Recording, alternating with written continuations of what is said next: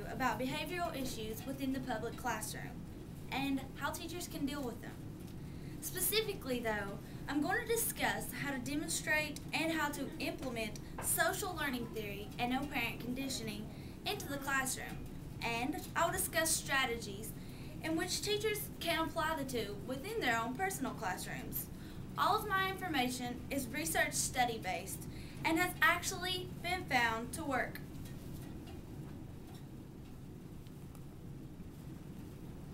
First, we have the social learning theory. This was established by Albert Bandura. In applying this theory to the classroom, teachers serve as models to students. They are the encouragers of self-confidence towards learning, and this is essential in promoting student achievement. The environment in which a teacher sets also reinforces modeling. For example, if a child with a behavior problem sees other students who do good things in class get rewarded, they will begin to model this behavior and longing for a reward as well. With this, behavior problems lessen. Now, going along with my discussion of social learning theory is operant conditioning.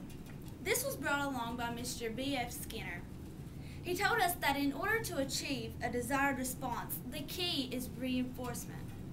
In behavior modification and properly managing a classroom, operant conditioning plays a really big role. Just as I said before, teachers should set a positive environment within their classroom. To successfully do this in operant conditioning form, teachers should use praise and rewards. Students need the feeling of satisfaction to succeed. Okay, now that I've explained to you operant conditioning and the social learning theory, I'm going to give you 4 strategies on how you can apply these to the classroom. The first strategy goes as follows. First, teachers in the classroom, they're leaders and they're completely in charge of being the builder of student confidence. Give students work in which they can excel on. Not all students are the same. A study done in several classrooms trying this method showed to have a significant result. Mix it up.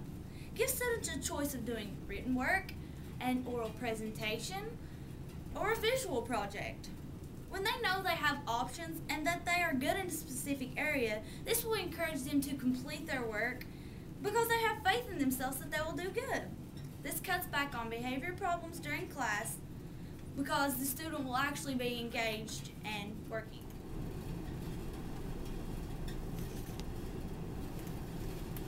So Josh, what have you decided to do your project? What program are you using? I want to do a PowerPoint because I feel comfortable using it with the computer. So. Well, that's great. I'm glad that you chose something that you're comfortable with. All right.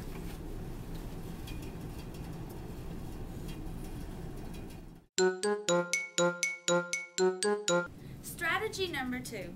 The second strategy is to have small group activities with a fixed time on each assignment. In a study performed on over 90 schools in Pennsylvania and California, it showed that students' behavior problems showed a decrease when they were engaged in group activities.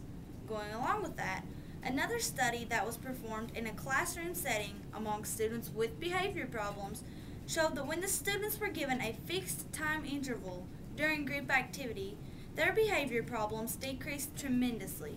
Teachers should use this strategy instead of the same old boring lecture. Engage students.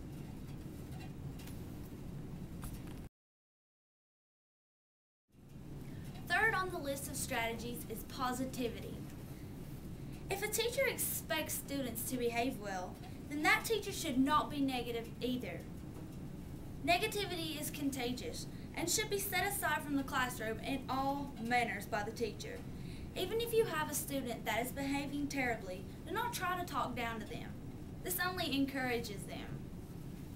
According to a research study, many teachers were sent to a workshop at their own request to learn how to deal with behavior problematic students. What did they learn? They were taught to praise their students rather than scold them for things that they did wrong.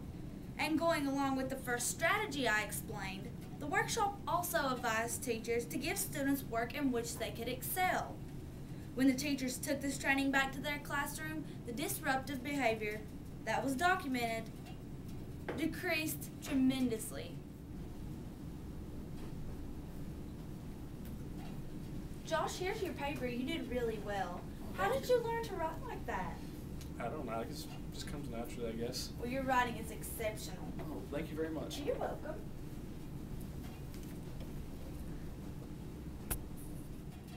The fourth and last strategy is praise.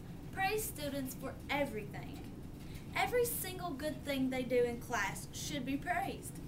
Just as I mentioned earlier, when a student that is typically behavior problematic in class sees the other students being praised and rewarded for their good behavior in classwork, they will model after this student because they want praise too. I mean, who doesn't? Okay guys, I'm going to use the dictionary today. I just need to get it out of the shelf here. Oh my gosh. Oh my gosh, thank you, Josh. Can you please put that on the podium? Yes, Miss Bailey. You are such a great help. Thank you. Now, one last study, which was a 2-year research study, and going along with strategies 3 and 4, 30 schools used positivity in their classrooms. The teachers would give positive feedback for good work, behavior, people helped, like students helping the teacher, just things like that.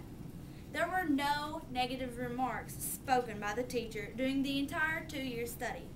When it concluded, the behavior problems decreased tremendously. Now, I hope that I have well informed you on how to deal with behavior problematic students within your classroom. Have a great day and happy teaching!